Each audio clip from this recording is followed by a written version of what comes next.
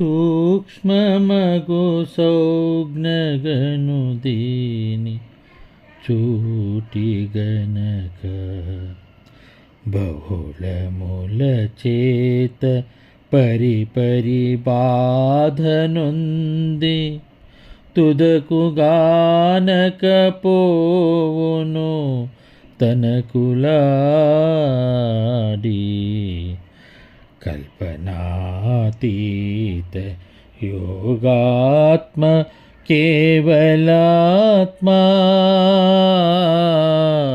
ఆ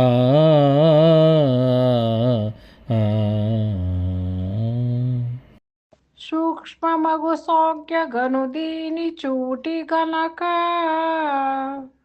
బహుళముల చేత పరిపరి బాధనుంది తుదకు గానకపోవును తనకులాడి కల్పనాతీత యోగాత్మ కేవలాత్మ.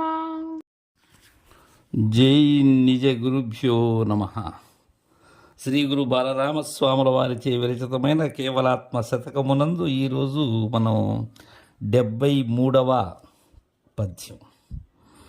దీనిలో ఆత్మ లక్షణాన్ని గురించి చక్కగా తెలియచేస్తూ ఉన్నారు. ఇక్కడ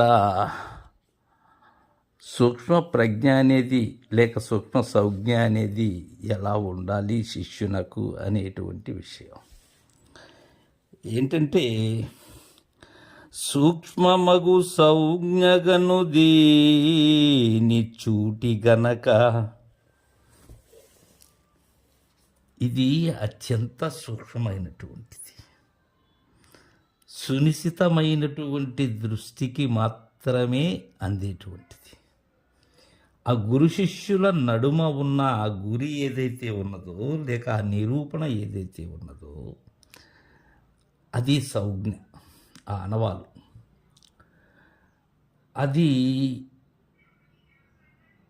ఎలా గుర్తెరగాలంటే, సాందీపుని వద్ద శిష్యరికం చేసి వచ్చిన పిమ్మట కృష్ణుడు సూక్ష్మంగా ఆ సంజ్ఞను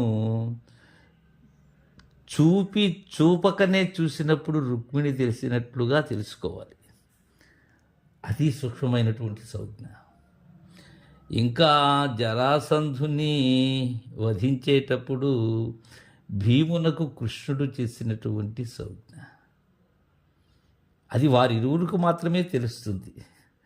అలా సంజ్ఞగను దీని చూటి గనక, ఇక్కడ చూటి అంటే చూట్కులు, ఆ చూపులు, ఆ దృష్టిని కానరాక, ఇంకా గురు దృష్టిని కనలేక, గురుముఖమున గురు దృష్టిని దర్శించలేక, అంటే నన్ను నేను కానలేక, బహుళముల చేత పరిపరి బాధనుంది. బహుళముల, ఏంటి బహుళము అంటే కృష్ణపక్షం, అజ్ఞానం, తిమిరం. అంటే ఎలా ఉంటుందంటే, ఇది ఒకప్పుడు కలుగుతుంటుంది, ఒకప్పుడు కలగకుండా ఉంటుంది, ఒకప్పుడు ఒక్కొక్క రకంగా ఉంటుంది. బహుళములు అనేక విధములైనటువంటి వాటి చేత పరిపరి బాధనుంది, తరితీపులు పొందుతూ ఉంటుంది ఇది. అలా బాధనుంది. ఎందుకని? ఆ చూటి కనలేదు, ఆ చూట్కులు లేవు, ఆ చూట్కులు సూటిగా కనలేదు. చూటిని సూటిగా కనాలి, లేకపోతే లక్ష్యం నెరవేరదు.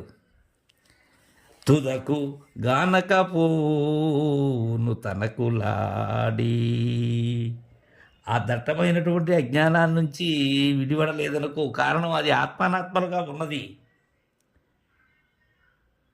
తుదకు ఏమవుతుంది? శూన్యమైపోతుంది. ఎలా? తనకులాడి.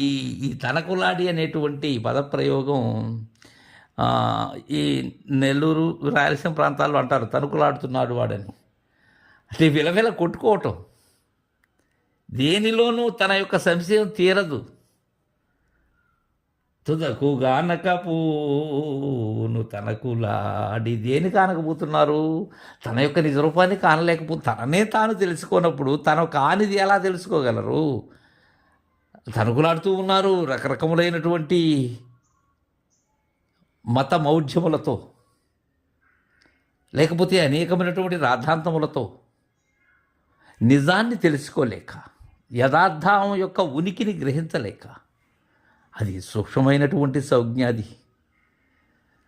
ఆ దృష్టిని అందించేటువంటి వారు చూపుకు అందనటువంటి వారు, ఏ చూపు కానటువంటి వారు, అది నిజమైనటువంటి సూటిని ఎరిగినటువంటి చూట్కులలో ఉన్నవారు. కల్పనా అతీత యోగాత్మ కేవల ఆత్మ. జయ గురుదేవా.